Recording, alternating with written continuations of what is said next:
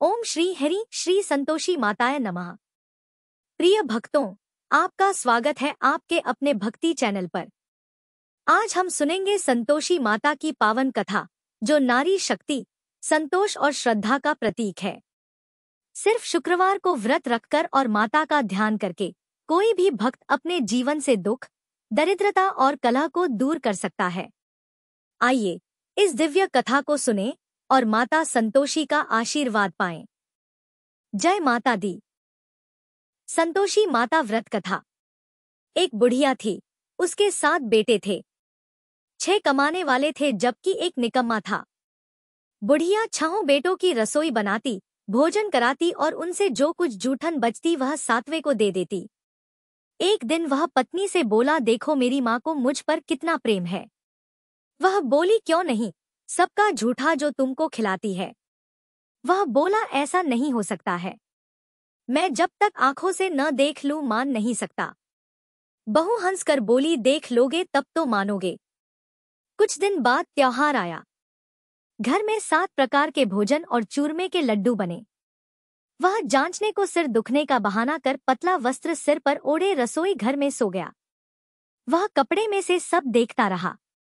6 भाई भोजन करने आए। उसने देखा, माँ ने उनके लिए सुंदर आसन बिछा नाना प्रकार की रसोई परोसी और आग्रह करके उन्हें जमाया। वह देखता रहा। 6 भोजन करके उठे तब माँ ने उनकी झूठी थालियों में से लड्डुओं के टुकड़े उठाकर एक लड्डू बनाया।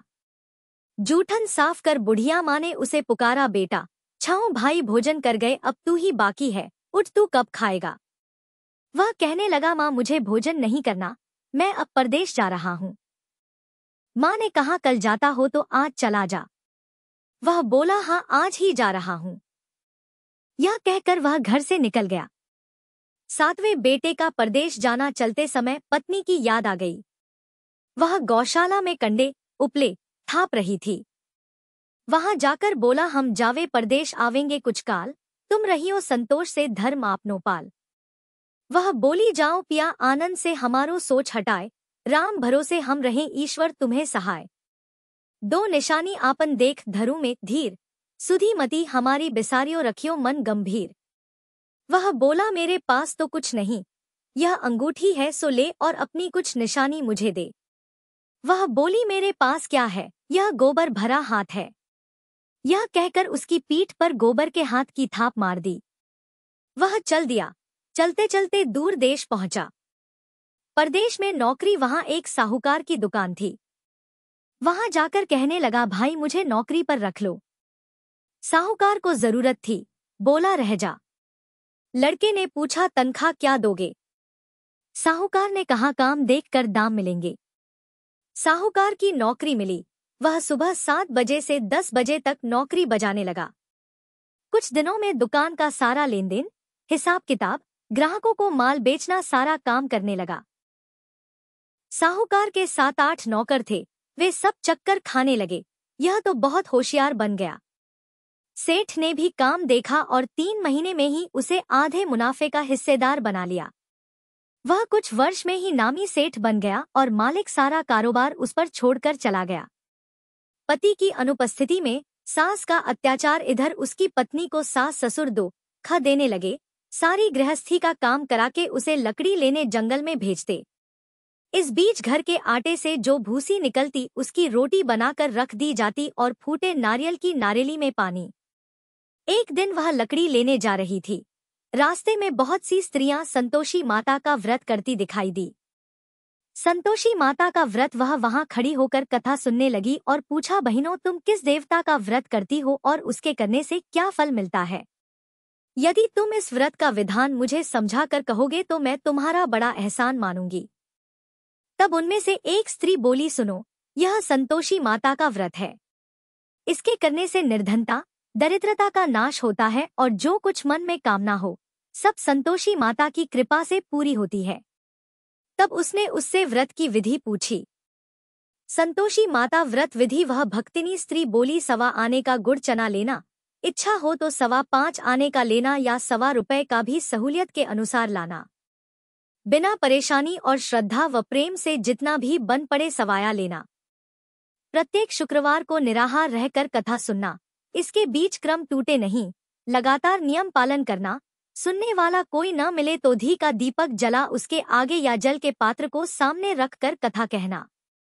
जब कार्य सिद्ध न हो नियम का पालन करना और कार्य सिद्ध हो जाने पर व्रत का उद्यापन करना। 3 मास में माता फल पूरा करती है। यदि किसी के ग्रह खोटे भी हों तो भी माता वर्ष भर में कार्य सिद्ध करती है। फल सिद्ध होने पर उद्यापन करना चाहिए, बीच में नहीं। उद्यापन में 2.5 सेर आटे का खाजा तथा इसी परिमाण से खीर तथा चने का साग करना। 8 लड़कों को भोजन कराना, जहां तक मिले देवर, जेठ, भाई बंधु के हों, न मिले तो रिश्तेदारों और पास पड़ोसियों को बुलाना। उन्हें भोजन करा यथाशक्ति दक्षिणा दे माता का नियम पूरा करना। उस दिन घर में खटाई न खाना। यह सुन बुढ़िया के लड़के की बहू चल दी। व्रत का प्रण करना और मां संतोषी का दर्शन देना। रास्ते में लकड़ी के बोझ को बेच दिया और उन पैसों से गुड़चना ले माता के व्रत की तैयारी कर आगे चली और सामने मंदिर देखकर पूछने लगी, यह मंदिर किसका है? सब कहने लगे संतोषी माता का मंदिर है। यह सुनकर माता के मंदिर में जाकर चरणों में लोटने लगी। दीन हो विनती करने लगी, मां मैं निपट अज्ञानी हूँ, व्रत के कुछ भी नियम नहीं जानती, मैं दुखी हूँ। हे माता, जगत जननी मेरा दुख दूर कर, मैं तेरी शरण में हूँ। माता को दया आई। एक शुक्रवार बीता कि दूसरे को उसके पति का पत्र आया और तीसरे शुक्रवार को उसका भेजा हुआ पैसा आ पहुंचा। यह देख जेठ जेठानी मुंह सिकोड़े लगे। लड़के ताने देने लगे, काकी के पास पत्र आने लगे, रुपया आने लगा, अब तो काकी की खातिर बढ़ेगी। बेचारी सलता से कहती, भैया कागज आवे रुपया आवे, हम सब के लिए अच्छा है। ऐसा कहकर आंखों में आंसू भरकर संतोषी माता के मंदिर में मातेश्वरी के चरणों में गिरकर रोने लगी। माँ, मैंने तुमसे पैसा कब मांगा है? मुझे पैसे से क्या काम है? मुझे तो अपने सुहाग से काम है। मैं तो अपने स्वामी के दर्शन मांगती हूँ। तब माता ने प्रसन्न होकर कहा, जा बेटी, तेरा स्वामी आएगा। यह सुनकर खुशी से बावली होकर घर में जा काम करने लगी। अब संतोषी माँ विचार करने लगी, इस भोली पुत्री को मैंने कह तो दिया कि तेरा पति आएगा, लेकिन कैसे? वह तो इसे स्वप्न में भी याद नहीं करता। उसे याद दिलाने को मुझे ही जाना पड़ेगा। इस तरह माताजी उस बुढ़िया के बेटे के पास जा स्वप्न में प्रकट हो कहने लगी, साहूकार के बेटे, सो रहा है या जागता है? वह कहने लगा, माता सोता भी नहीं, जागता भी नहीं हूँ, कहो क्या आज्ञा है? माँ कहने लगी, तेरे घर बार कुछ है कि नहीं? वह बोला, मेरे पास सब कुछ है, माँ बाप है, बहू है, क्या कमी है? माँ बोली, भोले पुत्र, तेरी बहू घोर कष्ट उठा रही है, तेरे माँ बाप उसे परेशानी दे रहे हैं। वह तेरे लिए तरस रही है, तू उसकी सुध ले। वह बोला, हाँ माताजी, यह तो मालूम है, परंतु जाऊं तो कैसे? परदेश की बात है, लेन देन का कोई हिसाब नहीं, कोई जाने का रास्ता नहीं आता, कैसे चला जाऊं? माँ कहने लगी, मेरी बात मान, सवेरे नहा धोकर संतोषी माता का नाम ले, घी का दीपक जला दंडवत कर दुकान पर जा बैठ। देखते देखते सारा लेन देन चुक जाएगा, जमा का माल बिक जाएगा, सांझ होते होते धन का भारी ठेर लग जाएगा। अब बूढ़े की बात मानकर वह नहा धोकर संतोषी माता को दंडवत घी का दीपक जला दुकान पर जा बैठा। थोड़ी देर में देने वाले रुपया लाने लगे, लेने वाले हिसाब लेने लगे। कोटे में भरे सामान के खरीददार नकद दाम दे सौदा करने लगे। शाम तक धन का भारी ठेर लग गया। मन में माता का नाम ले चमत्कार देख प्रसन्न हो घर ले जाने के वास्ते गहना, कपड़ा सामान खरीदने लगा। यहाँ काम से निपट तुरंत घर को रवाना हुआ। उधर उसकी पत्नी जंगल में लकड़ी लेने जाती है, लौटते वक्त माताजी के मंदिर में विश्राम करती। वह तो उसके प्रतिदिन रुकने का जो स्थान ठहरा। धूल उड़ती देख वह माता से पूछती है, हे माता, यह धूल कैसे उड़ रही है? माता कहती है, हे पुत्री, तेरा पति आ रहा है। अब तू ऐसा कर, लकड़ियों के 3 बोझ बना ले, एक नदी के किनारे रख और दूसरा मेरे मंदिर पर व तीसरा अपने सिर पर। तेरे पति को लकड़ियों का गट्ठर देख मोह पैदा होगा, वह यहाँ रुकेगा, नाश्ता पानी खाकर माँ से मिलने जाएगा। तब तू लकड़ियों का बोझ उठाकर जाना और चौक में गट्ठर डालकर जोर से आवाज लगाना, लो सासू जी, लकड़ियों का गट्ठर लो, भूसी की रोटी दो, नारियल के खेपड़े में पानी दो, आज मेहमान कौन आया है। माताजी से बहुत अच्छा कहकर वह प्रसन्न मन से लकड़ियों के 3 गट्ठर बनाई। एक नदी के किनारे पर और एक माताजी के मंदिर पर रखा। इतने में मुसाफिर आ पहुंचा। सूखी लकड़ी देख उसकी इच्छा उत्पन्न हुई कि हम यहीं पर विश्राम करें और भोजन बनाकर खा पीकर गांव जाएं। इसी तरह रुककर भोजन बना, विश्राम करके गांव को गया। सबसे प्रेम से मिला। उसी समय सिर पर लकड़ी का गट्ठर लिए वह उतावली सी आती है। लकड़ियों का भारी बोझ आंगन में डालकर जोर से 3 आवाज देती है, लो सासू जी, लकड़ियों का गट्ठर लो, भूसी की रोटी दो, आज मेहमान कौन आया है। यह सुनकर उसकी सास बाहर आकर अपने दिए हुए कष्टों को भुलाने हेतु कहती है, बहू ऐसा क्यों कहती है, तेरा मालिक ही तो आया है। आ बैठ, मीठा भात खा, भोजन कर, कपड़े गहने पहन। उसकी आवाज सुन उसका पति बाहर आता है। अंगूठी देख व्याकुल हो जाता है। माँ से पूछता है, माँ यह कौन है। माँ बोली, बेटा यह तेरी बहू है। जब से तू गया है तब से सारे गांव में भटकती फिरती है। घर का कामकाज कुछ करती नहीं, 4 पहर आकर खा जाती है। वह बोला, ठीक है माँ, मैंने इसे भी देखा और तुम्हें भी, अब दूसरे घर की ताली दो, उसमें रहूंगा। माँ बोली, ठीक है, जैसी तेरी मर्जी। तब वह दूसरे मकान की 3री मंजिल का कमरा खोल सारा सामान जमाया। एक दिन में राजा के महल जैसा ठाट-बाट बन गया। अब क्या था, बहू सुख भोगने लगी। इतने में शुक्रवार आया। शुक्रवार व्रत के उद्यापन में हुई भूल, क्या खटाई का इस्तेमाल उसने पति से कहा, मुझे संतोषी माता के व्रत का उद्यापन करना है। पति बोला, खुशी से कर लो। वह उद्यापन की तैयारी करने लगी। जेठानी के लड़कों को भोजन के लिए कहने गई। उन्होंने मंजूर किया, परंतु पीछे से जेठानी ने अपने बच्चों को सिखाया, देखो भोजन के समय खटाई मांगना, जिससे उसका उद्यापन पूरा न हो। लड़के जीमने आए, खीर खाना पेट भर खाया, परंतु बाद में खाते ही कहने लगे, हमें खटाई दो, खीर खाना हमको नहीं भाता, देखकर अरुचि होती है। वह कहने लगी, भाई खटाई किसी को नहीं दी जाएगी, यह तो संतोषी माता का प्रसाद है। लड़के उठ खड़े हुए, बोले, पैसा लाओ। भोली बहू कुछ जानती नहीं थी, उन्हें पैसे दे दिए। लड़के उसी समय हट करके इमली खटाई ले खाने लगे। यह देखकर बहू पर माताजी ने कोप किया। राजा के दूत उसके पति को पकड़ कर ले गए। जेठ जेठानी मनमाने वचन कहने लगे, लूट लूट कर धन इकट्ठा कर लाया है, अब सब मालूम पड़ जाएगा जब जेल की मार खाएगा। बहू से यह सहन नहीं हुए। माँ संतोषी से मांगी माफी, रोती हुई माताजी के मंदिर गई, कहने लगी, है माता, तुमने क्या किया। हंसा कर अब भक्तों को रुलाने लगी। माता बोली, बेटी तूने उद्यापन करके मेरा व्रत भंग किया है। वह कहने लगी, माता मैंने कुछ अपराध किया है, मैंने तो भूल से लड़कों को पैसे दे दिए थे, मुझे क्षमा करो, मैं फिर तुम्हारा उद्यापन करूंगी। माँ बोली, अब भूल मत करना। वह कहती है, अब भूल नहीं होगी, अब बतलाओ वे कैसे आवेंगे। माँ बोली, जा पुत्री, तेरा पति तुझे रास्ते में आता मिलेगा। वह निकली, राह में पति आता मिला। वह पूछी, कहाँ गए थे। वह कहने लगा, इतना धन जो कमाया है उसका टैक्स राजा ने मांगा था, वह भरने गया था। वह प्रसन्न हो बोली, भला हुआ, अब घर को चलो। कुछ दिन बाद फिर शुक्रवार आया। फिर किया व्रत का उद्यापन। वह बोली, मुझे फिर माता का उद्यापन करना है। पति ने कहा, करो। बहू फिर जेठ के लड़कों को भोजन को कहने गई। जेठानी ने 1-2 बातें सुनाई और सब लड़कों को सिखाने लगी, तुम सब लोग पहले ही खटाई मांगना।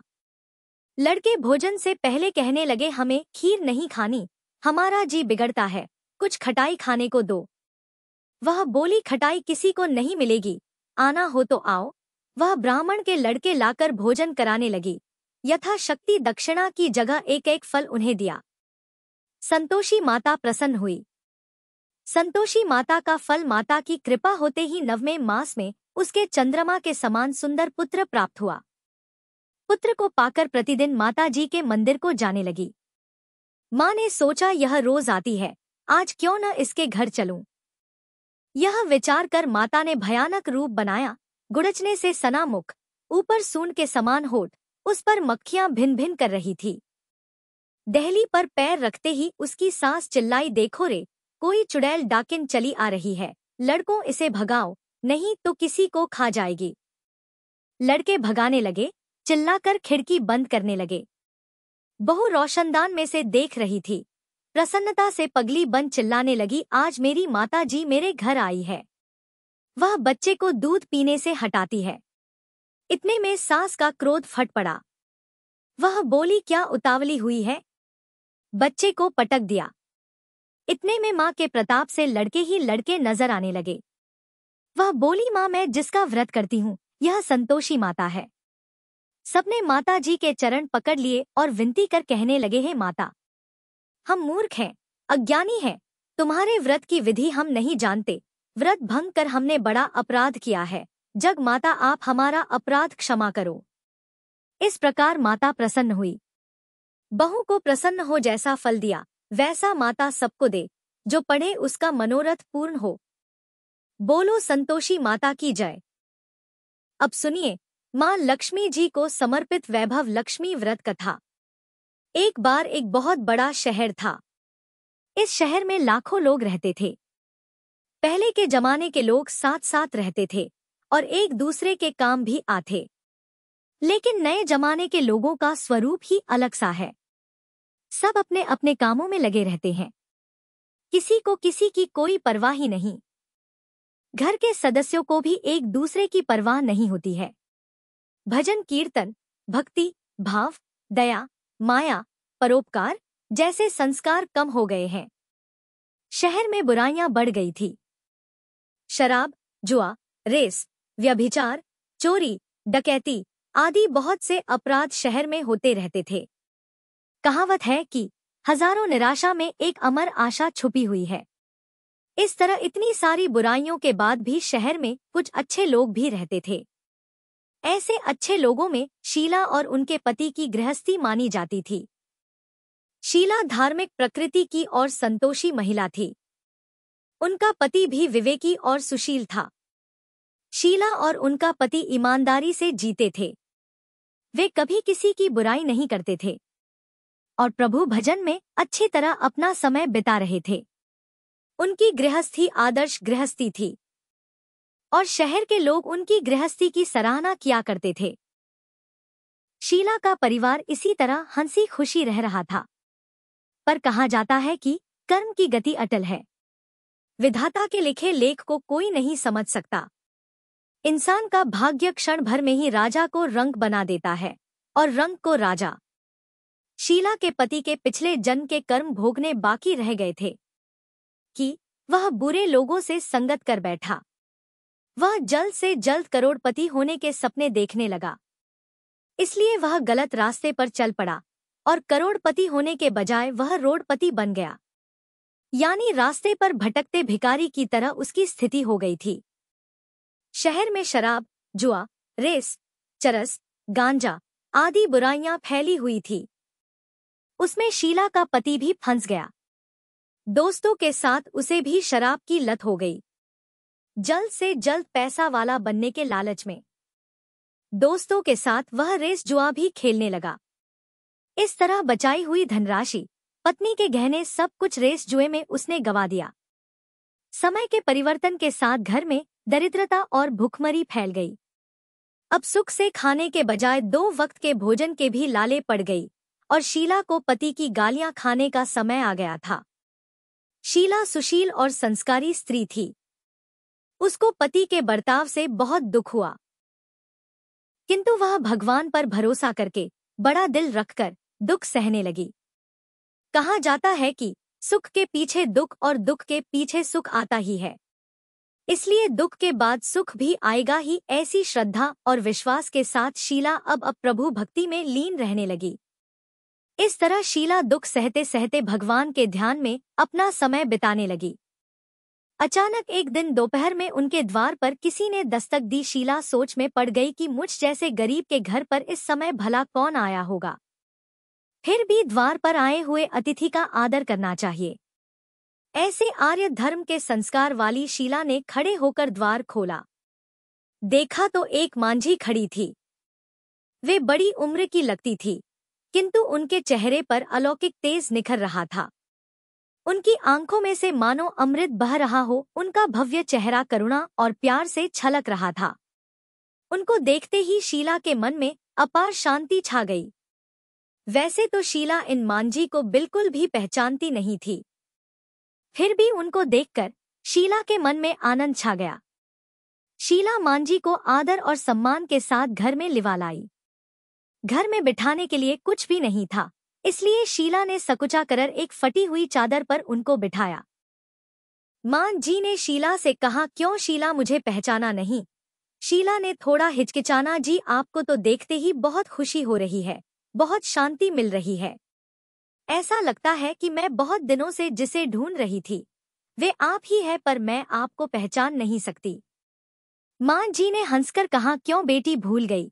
हर शुक्रवार को लक्ष्मी जी के मंदिर में भजन कीर्तन होते रहते हैं, तब मैं भी वहीं आती हूँ। वहाँ हर शुक्रवार को हम मिलते हैं।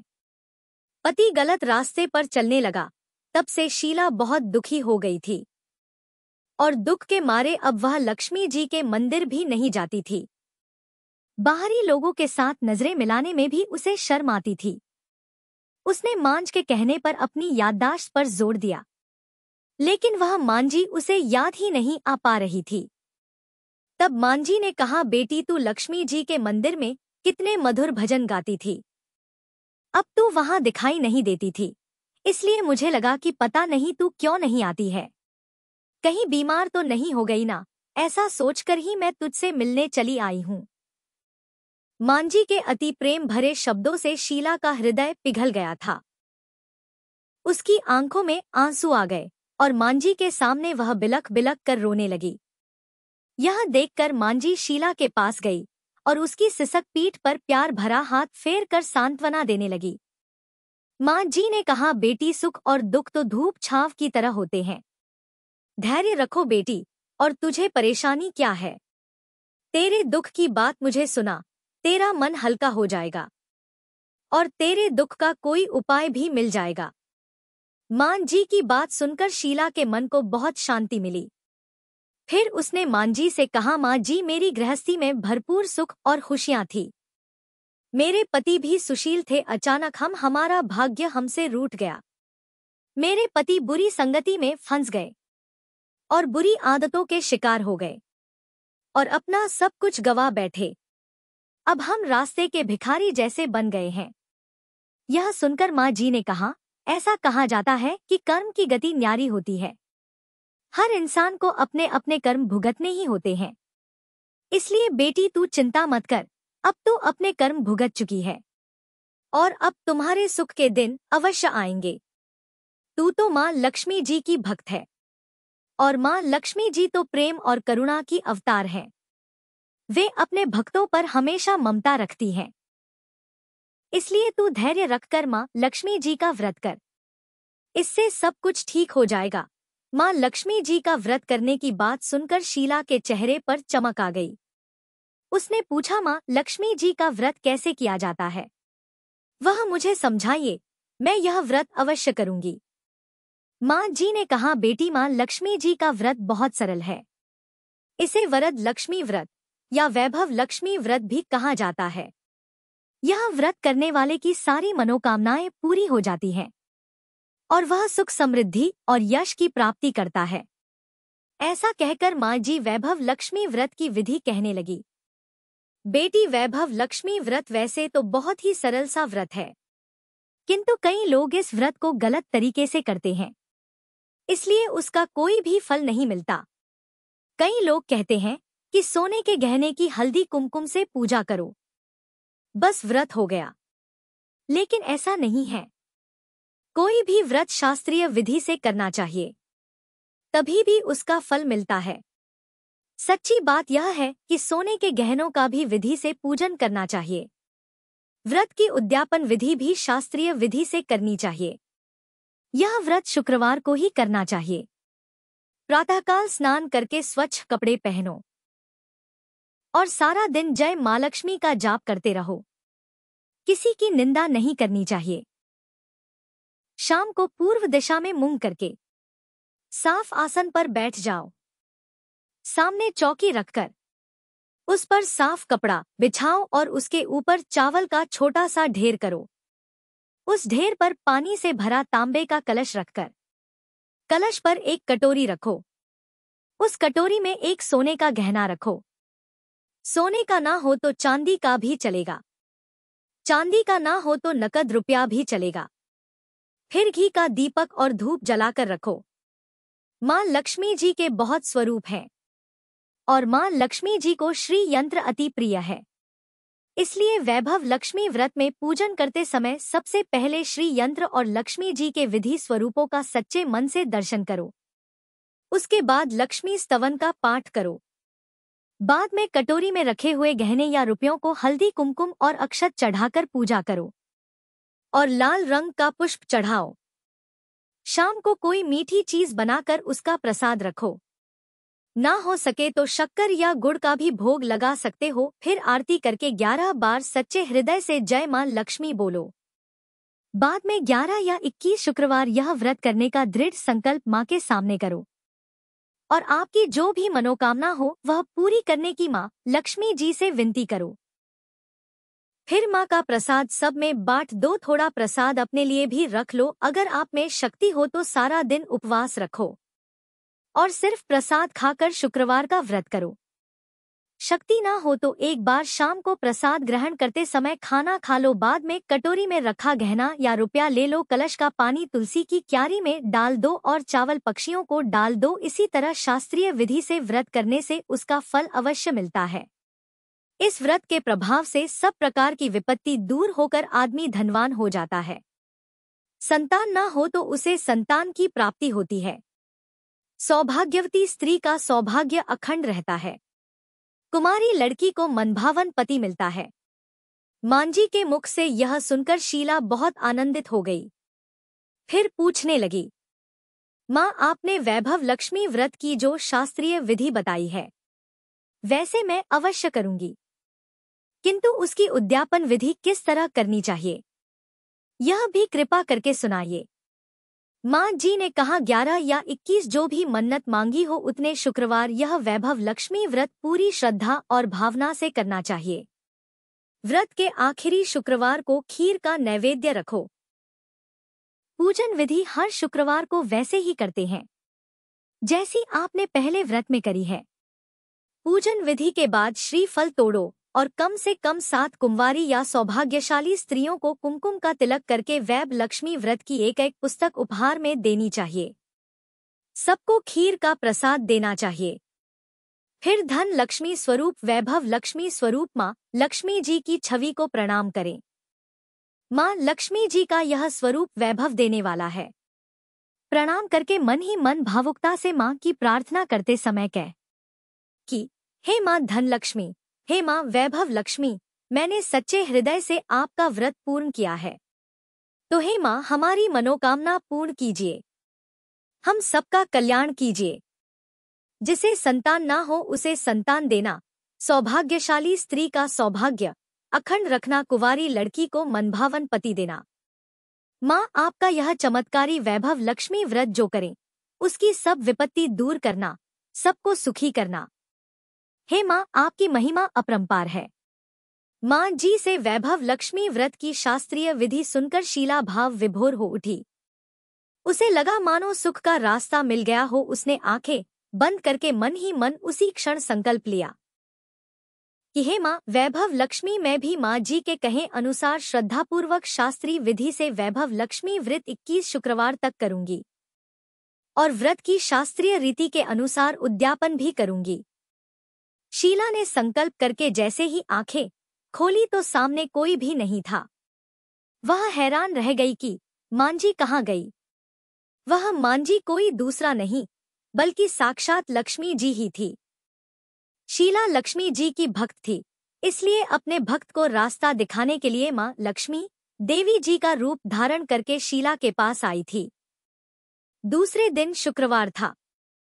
प्रातःकाल स्नान करके स्वच्छ कपड़े पहनकर शीला मन ही मन श्रद्धा और भक्ति से जय मां लक्ष्मी का मन ही मन रटन करने लगी। सारा दिन किसी की निंदा नहीं की। शाम हुई तब हाथ पाव मुंह धोकर शीला पूर्व दिशा की ओर मुंह करके बैठी। घर में पहले तो बहुत सारे सोने के गहने थे, लेकिन पति ने गलत रास्ते पर चलकर सब गिरवी रख दिए थे। पर नाक की कील बच गई थी। नाक की कील निकालकर उसे धोकर शीला ने कटोरी में रख दी। सामने चौकी पर रुमाल रखकर मुट्ठी भर चावल का ढेर किया। उस पर तांबे का कलश पानी भर कर रखा। उसके ऊपर कील वाली कटोरी रखी। फिर विधि पूर्वक वंदना, स्तुति, पूजन वगैरह किया और घर में थोड़ी शक्कर थी, वह प्रसाद में रखकर वैभव लक्ष्मी व्रत किया। वह प्रसाद पहले पति को खिलाया। प्रसाद खाते ही पति के स्वभाव में अंतर आ गया। उस दिन उसने शीला को नहीं सताया भी नहीं। शीला को बहुत आनंद हुआ। उसके मन में वैभव लक्ष्मी व्रत के लिए श्रद्धा बढ़ गई थी। शीला ने पूर्ण श्रद्धा भक्ति भाव से 21 शुक्रवार तक व्रत किया।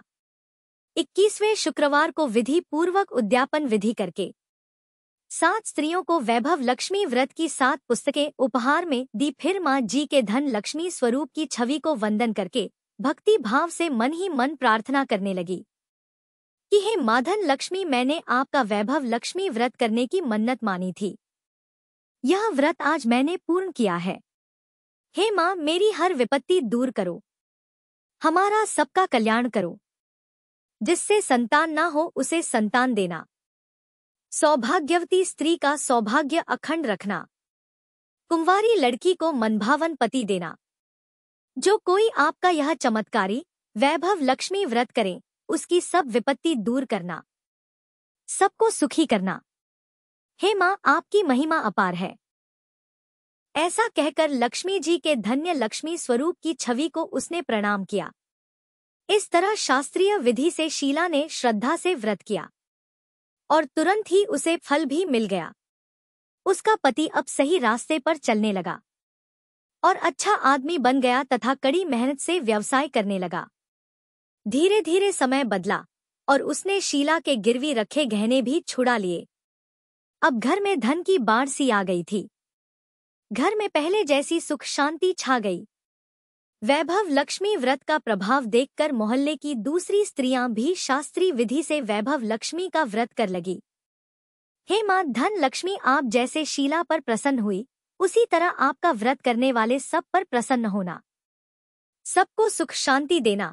जय मां धन लक्ष्मी, जय मां वैभव लक्ष्मी।